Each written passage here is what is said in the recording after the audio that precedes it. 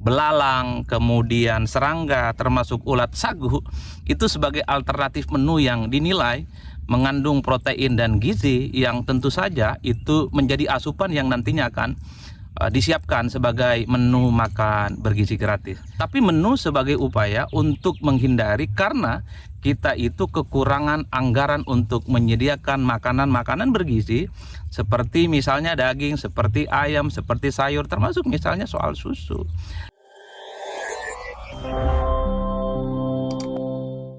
Assalamualaikum teman-teman, kembali lagi di channel Heru MK. Masih polemik soal usulan makan bergizi gratis dengan menu belalang. Kita akan melihat statement atau pendapat dari Adi Prayitno, pengamat politik di Indonesia, teman-teman. Oke, nggak usah berlama-lama, kita langsung saja lihat ke videonya. Kali ini masih seputar soal makan bergizi gratis nasional. Satu program pemerintah yang sampai hari ini masih terus berbenah. Dari sekian begitu banyak masukan, dari sekian begitu banyak kritikan-kritikan yang selalu bermunculan kanan kiri dari berbagai kalangan. Jadi sehari dua hari ini kita mendengarkan pernyataan Kepala Badan Gizi Nasional Dadan Hindayana yang mengatakan bahwa menu makan gizi gratis di berbagai tempat di berbagai wilayah ini mungkin akan berbeda satu sama yang lainnya, dan di daerah-daerah tertentu itu akan disesuaikan dengan selera dan kesukaan menu yang disukai oleh adik-adik kita nantinya. Nah, yang menjadi ramai, yang menjadi viral, dan bahkan ini menjadi bulian ketika Pak Dadan Hindayana itu menyebutkan soal kemungkinan belalang, kemudian serangga, termasuk ulat sagu, itu sebagai alternatif menu yang dinilai mengandung protein dan gizi yang tentu saja itu menjadi asupan yang nantinya akan disiapkan sebagai menu makan bergizi gratis. Jadi satu hal, pertama, ini tentu kenapa menjadi ramai, karena memang literasi kita terkait dengan kesehatan, literasi kita terkait dengan makanan-makanan yang disebut dengan bergizi dan mengandung begitu banyak protein itu sangat rendah sekali. Jadi yang dibayangkan makanan yang bergizi itu adalah makanan-makanan seperti daging, seperti ayam, kemudian sayur mayur, termasuk misalnya soal susu dan semacamnya. Makanya tidak mengherankan ketika Pak Dadan Hindayana ini mengatakan bahwa belalang, kemudian serangga, termasuk ulat sagu, itu dijadikan sebagai menu alternatif di daerah-daerah yang itu menjadi makanan favorit, itu menjadi gaduh. Kenapa menjadi gaduh? Karena itu dianggap sebagai menu yang kemudian bukan untuk mengantisipasi kebutuhan gizi, tapi menu sebagai upaya untuk menghindari karena kita itu kekurangan anggaran untuk menyediakan makanan-makanan bergizi seperti misalnya daging, seperti ayam, seperti sayur, termasuk misalnya soal susu. Jadi itu yang kemudian menjadi perdebatan. Oleh karena itu, kalau kita bicara tentang pernyataan Kepala Badan Gizi Nasional ini, saya kira menyangkut tiga hal. Pertama, mestinya memang masyarakat kita itu diberikan literasi, ada semacam sosialisasi bahwa jenis-jenis makan bergizi gratis yang mengandung begitu banyak protein itu bukan hanya daging, bukan hanya ayam, bukan hanya susu, bukan hanya sayur mayur, tapi juga ada jenis hewan yang namanya serangga, yang namanya ulat gitu ya, yang namanya belalang, itu juga mengandung protein-protein yang sangat luar biasa. Di negara-negara lain, misalnya terutama di negara-negara maju, makanan-makanan seperti belalang ataupun ulat sagu ataupun misalnya serangga itu adalah hal lumrah dan itu tidak berbahaya. Di kita belalang, di kita ulat sagu, di kita serangga itu bukan dianggap makanan, tapi ini dianggap sebagai binatang, kira-kira begitu, ataupun hewan yang selama ini tidak ada kaitannya sama sekali dengan makanan. Jadi dalam konteks itulah sepertinya memang Kepala Badan Gizi Nasional dan tim yang terkait mestinya harus mampu mensosialisasikan kepada publik bahwa yang disebut dengan pemenuhan protein itu tidak melulu soal susu, tidak melulu harus daging, tidak melulu harus ayam dan seterusnya, tapi belalang harus menjadi opsi, tapi kemudian ulat juga menjadi opsi yang sangat mungkin ya itu menjadi menu bagi anak-anak kita yang sepertinya akan menjadi support yang kemudian akan dibutuhkan di kemudian hari. Tapi memang sudah betul bahwa di daerah-daerah tertentu yang menjadi ciri khas makanan, kalau misalnya soal ulat, soal termasuk serangga, ini jadi menu favorit, itu juga akan diberikan. Termasuk misalnya di wilayah-wilayah lain. Kalau memang menu kesukaannya itu adalah seafood, makanan-makanan yang dari laut, ya memang harus didistribusikan. Ataupun di tempat-tempat yang lain misalnya lebih menyukai sayur mayur yang lebih merupakan produk pertanian akan diutamakan, ya saya kira tidak persoalan. Artinya yang menjadi perdebatan adalah ketika menjadikan serangga, ulat, dan kemudian belalang sebagai menu yang kemudian sekalipun itu tidak akan diberikan di banyak tempat, hanya di daerah-daerah tertentu, itu yang kemudian menjadi ramai. Ini yang pertama sangat terkait dengan literasi kita, masyarakat kita secara umum memang cukup rendah terkait dengan makan bergizi gratis. Jadi dalam konteks itulah sepertinya memang karena ini sudah terlanjur disampaikan secara terbuka, maka Badan Bergizi Nasional itu harus mampu mensosialisasikan bahwa belalang, kemudian ulat dan seterusnya itu mengandung gizi yang sama dengan yang lainnya, supaya tidak ada bully-bulian bahwa sebenarnya terkait dengan opsi menu belalang, kemudian ulat, termasuk serangga, ini adalah sebagai bentuk kegagalan karena negara kita ini gagal menghadirkan menu-menu yang berkualitas yang sesuai dengan ekspektasi yang sering didengarkan. Karena kita tahunya dulu yang disebut dengan makan bergizi gratis itu anggarannya hebat, kemudian ada daging, ada susu, ada ayam, ada sayur mayur, dan seterusnya dan seterusnya. Karena kita itu sudah terlanjur sering mendengarkan soal rekayasa makan bergizi gratis. Misalnya dulu ada opsi soal daun kelor yang akan dijadikan sebagai bagian dari menu makan gratis bersama.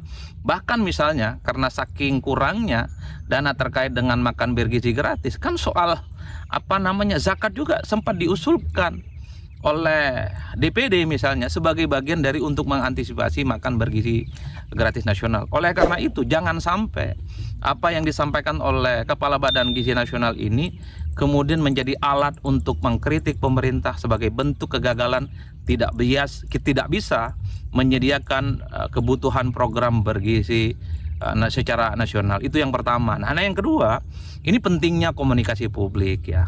Artinya apa? Kepala Badan Bergizi Nasional kalau memang belum siap misalnya masyarakat kita mengetahui informasi-informasi yang terkait yang dianggap belum lumrah seperti belalang, kemudian serangga dan ulat sebagai menu, mestinya memang harus hati-hati.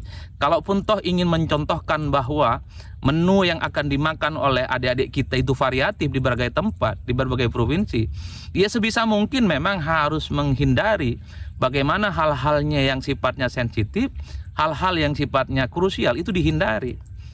Kenapa harus mencontohkan belalang misalnya? Kenapa harus mencontohkan ulat sagu misalnya sebagai menu alternatif di wilayah-wilayah tertentu? Kenapa misalnya tidak menyebutkan untuk wilayah-wilayah tertentu seperti di Madura? Karena Madura ini dekat dengan pantai, maka menu yang spesifik akan disiapkan itu adalah menu yang menjadi ciri khas makanan-makanan yang dihasilkan oleh laut. Jadi makanan laut itu yang kemudian menjadi makanan alternatif. Agak berbeda mungkin dengan ada yang kawan-kawan kita, adik-adik kita di Papua, karena yang di situ dikonsumsi misalnya adalah sagu, maka menu yang disiapkan itu adalah sagu dan seterusnya dan seterusnya. Kenapa? Karena dalam konteks komunikasi politik, kesuksesan itu kan diukur bagaimana pesan-pesan yang disampaikan itu ditangkap dengan baik, pesan-pesan yang ditangkap itu mendapatkan respon yang positif. Artinya apa? Sekalipun misalnya soal menu alternatif di wilayah tertentu bahwa soal serangga, soal belalang, soal ulat sagu sebagai menu misalnya, kenapa ini kemudian menjadi ramai sekalipun secara substansi ada protein dan ada gizinya? Karena memang secara komunikasi politik ini tidak bagus. Kenapa tidak bagus? Karena di tengah compang-campingnya upaya memperbaiki kualitas penyediaan makan bergizi gratis, ini muncul seakan-akan negara kita ini gagal, tidak punya dana untuk menyediakan makan bergizi gratis seperti daging, seperti ayam, seperti sayur, seperti susu. Maka opsinya adalah makanan-makanan yang kemudian dianggap remeh-temeh seperti serangga, makanan-makanan yang dianggap tidak pernah dibayangkan dan bahkan bukan dianggap sebagai makanan seperti serangga, belalang, dan ulat. Artinya apa? Yang diserang itu adalah soal bagaimana antisipasi pemerintah terkait dengan pemenuhan makan bergizi gratis. Itu yang saya kira secara prinsip, karena kalau kita bicara tentang strategi komunikasi politik, baik tidaknya sebuah program itu adalah sejauh mana mendapatkan apresiasi dan respon positif. Sehebat apapun program, kalau komunikasi politiknya itu tidak sesuai, tidak sampai kepada rakyat, maka dia akan menjadi isu dan blunder yang akan menjadi feedback, dia backfire, menyerang balik, dan efeknya tidak akan baik. Oleh karena itu, kalau kita menggunakan satu istilah, judul lagu itu bisa dinyanyikan dengan bagus kalau penyanyinya yang menyanyikan itu suaranya merdu sehingga yang mendengarkannya pun juga enak. Tapi sebaliknya, ada judul lagu namanya Makan Bergizi Gratis, tapi kalau dinyanyikan dengan nada yang sumbang, disampaikan dengan suara yang kemudian tidak enak, maka pendengarnya pun juga tidak happy mendengarkannya.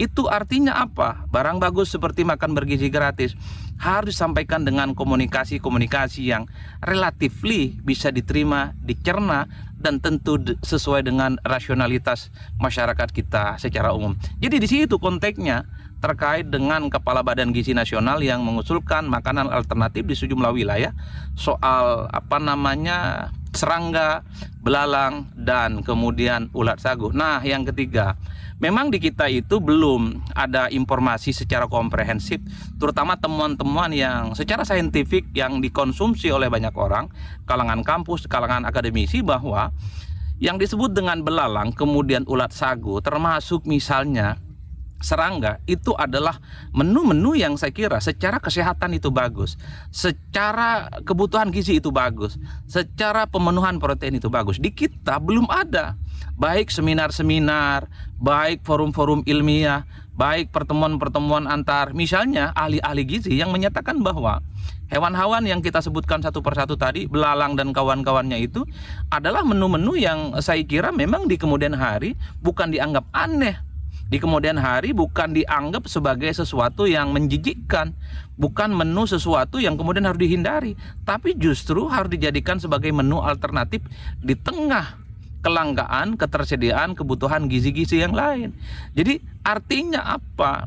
Temuan-temuan secara saintifik semacam ini mesti harus diperkaya melalui forum-forum, melalui sosialisasi yang semakin masif kepada rakyat, kepada masyarakat, dari satu posyandu ke posyandu yang lain, dari satu puskesmas ke puskesmas yang lain, bahwa salah satu vocab kita ketika bicara tentang makan bergizi, soal makan bergizi, salah satunya memang harus menyebutkan ada serangga, ada ulat, dan kemudian ada belalang.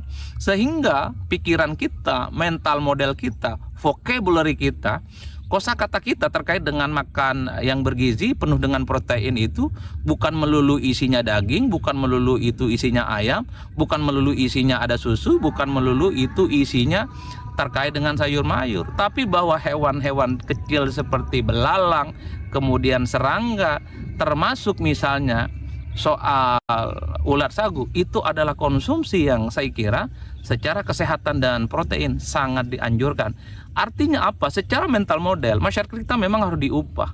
Secara mental model, injeksi terkait dengan hewan-hewan tadi harus dijadikan sebagai santapan informasi keseharian kita, bahwa yang disebut dengan makan bergizi gratis tidak harus daging, tidak harus mengkonsumsi susu, tapi belalang, tapi ulat sagu, termasuk serangga, itu juga adalah opsi-opsi yang lain.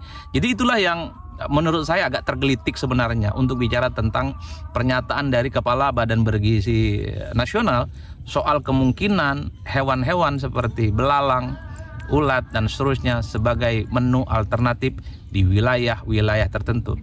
Ya, itulah teman-teman statement dari pengamat politik kita, Adi Prayitno. Pandangan saya pribadi, polemik makan bergizi gratis ini berawal dari kurangnya anggaran untuk makan bergizi gratis. Pemerintah kita tuh putar otak gimana caranya anggaran yang ada itu cukup. Tapi menurut pandangan saya tidak fair jika di kota-kota tertentu itu diberi lauk yaitu ulat sagu, walaupun literasi di tempat tersebut ya emang terbiasa memakan ulat sagu, tapi tidak fair lah, tidak ada keseragaman dan kesamaan terhadap di kota-kota tempat lainnya, misalkan di Jakarta atau di kota-kota besar lainnya dia mau makan daging, mau makan ayam, susu, sedangkan di kota-kota tertentu harus memakan ulat sagu lagi gitu teman-teman.